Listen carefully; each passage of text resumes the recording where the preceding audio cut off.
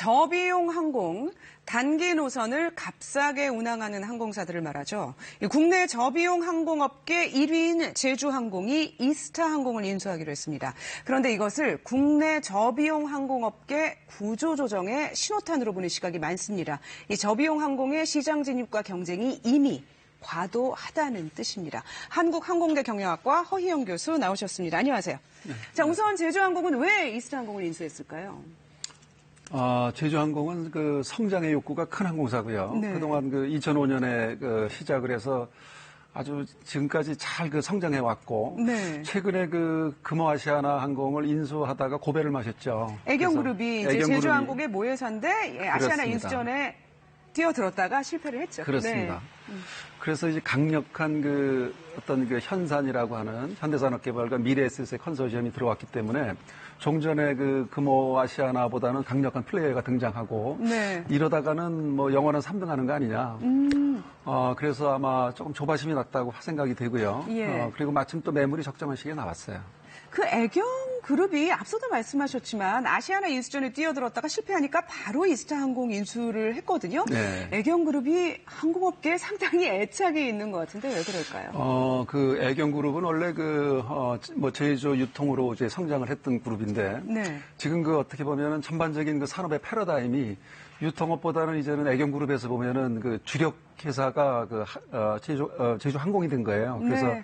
사실은 로얄 패밀리의 관심도 이쪽으로 다 모아지고 있고, 네. 그래서 앞으로 아마 그쪽으로 치중할 걸로 이렇게 보여집니다. 네, 그룹의 총수 일가라고 해야 되나요? 그분들의 관심이 항공업계에 상당히 꽂혀 있는 거군요, 어떻게 보면. 그러니까 이 항공시장이라고 하는 게 성장률이 굉장히 크거든요. 예, 그리고 지금 불황이더라도. 네. 불황이더라도 세계적으로 보면은 이게 유럽과 이제 미국 시장이 컸는데 지금은 네. 그 중심축이 아시아권으로 다 넘어왔어요. 예. 그래서 시장이 가장 빠르고 큰 시장이 아시아 시장이기 때문에 네. 또 이게 지금 장기적으로 보더라도 4.7%, 5% 가까이 성장세가 계속 예상이 되기 때문에 네.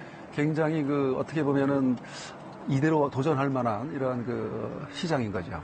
그래요. 그래서 이제 이스타항공은 경영 상황이 안 좋았고 제주항공은 어쨌든 항공산업을 키우고 싶은 생각이 있고 예. 그래서 이번에 인수를 했는데 그런데 저비용 항공 업계만으로 본다면은 지금 이미 경쟁이 너무 치열한 거 아닌게 싶은데 잠시 우리가 현황을 좀 살펴볼까 해요. 예. 우리나라 저비용 항공업계. 자, 지금 이제 수치가 나오고 있는데 1위가 제주, 2위 진에어, 3위 티웨이, 4위 에어부산, 그리고 5위가 이제 제주항공이 인수하기로 한 이스타, 그리고 에어서울 이렇게 있는데 벌써 6개가 있는데 거기에다 대고 지금 강원 플라이가 인수를 받았죠? 그리고 예. 에어로 K하고 에어 프레미아가 내년에 또 그렇습니다. 이 시작을 할 거고 9개면은 좀 너무 많지 않나요?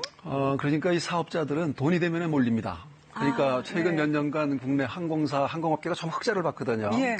2016, 17, 18 계속 흑자를 보았고 세계적으로도 수요가 늘어난다. 예. 그러니까 이제 막 뛰어드는 것인데 이것은 미국의 전례를 우리가 볼 필요가 있는데 예. 원래 이 항공산업은 규제산업이었거든요. 그런데 네. 1978년에 미국의 규제 완화법이 생겼어요. 그러니까 네. 설립도 자유롭게 하고 노선도 마음대로 만들어라. 운임도 마음대로 받아라. 그러니까 당시 한 300개가 만들어집니다. 1980년대. 그렇군요. 그리고 나서 90년대 되면서 빠르게 이제 시장이 재편되죠. 예. 그래서 센 놈만 남습니다. 그러니까 살아남는 놈이 강한 거고. 예. 그래서 나중에 90년대 들어보니까 오히려 집중도가 글로벌 캐리어 큰 항공사들 쪽으로 더 몰리는 거예요. 그런데 예. 우리도 지금 이 항공 산업이 지금 이 흐름으로 보면 이렇게 그렇습니다. 많아지다가 이게 구조조정으로 갈 것이다라고 예측을 하시는 거군요. 그게 자연스러운 시장 예. 현상이죠. 예. 그러면은 지금 이제 제주항공의 이스타 인수에서도 보듯이 1위 업계가 더 몸집을 키웠단 말이죠. 예. 항공업계가 몸집을 키우는 게 경영에 도움이 되는 건가요? 항공업, 이 서비스업 가운데 특히 항공업은 네. 규모의 경제라는 게 있습니다. 네. 그러니까 같은 노선을 띄우더라도 좌석을 채울 수 있다면은 작은 비행기보다 큰 비행기 띄우는 건 낫고 공급을 한 번 운항하는 것보다 2번, 3번 띄우는 게 낫고 하루에. 네. 그러니까 그게 이제 좌석의 단가가 내려가는 거죠. 생산 단가가 내려가니까 예. 사실은 규모가 커질수록 판매할 수 있는 좌석 값이 내려가는 겁니다. 수 있다. 예, 그렇습니다. 자, 그래서 제주항공은 1위지만 더 키우는 것이 앞으로 항공산업을 더 성장시키는 데 도움이 된다고 판단을 했던 것이군요. 네, 그렇습니다. 예. 자, 이제 이 업계가 이렇게 경쟁이 굉장히 일단 구조조정까지는 심화되잖아요. 네. 이 경쟁이 심해지면 출혈 경쟁도 하고 이게 소비자들 입장에서 보면 어떻습니까? 좋습니까? 나쁜 점도 있나요? 이제 단 거기 조건이 있는데요. 소비자들한테 나쁠 게 없죠.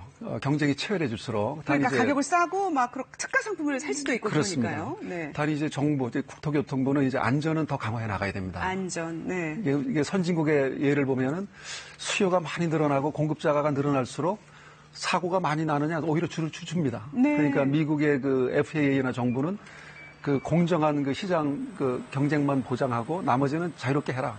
대신 안전은 계속 강화해 나갔습니다. 그래서 네. 항공기 사고율을 수십 년간 보면은 통계적으로 0에 가깝고요. 물론 치명적인 사고가 간간히 나긴 하지만 계속 사고율은 낮아지는 겁니다. 항공의 기술이 발전하고 또 안전에 대한 규제는 더 철저해지고 또 항공산업은 더 커지고 있고 네. 그래서 국내 저가 항공업계가 아주 그 포화 상태를 넘어서긴 했지만 네. 이 구조 조정을 하면서 자리를 점차 잡아갈 것이다. 그럼에도 불구하고 그렇습니다. 항공산업은 계속 성장할 산업이다. 성장하고 산업이 또 경쟁력이 생기고요. 우리는 지금 그 국적 항공사만을 볼 것이 아니고 외항사들하고 치열하게 또 경쟁을 해야 되거든요. 그런 점에서 보면 이제 경쟁력 강화에 또 어떤 동기가 된다.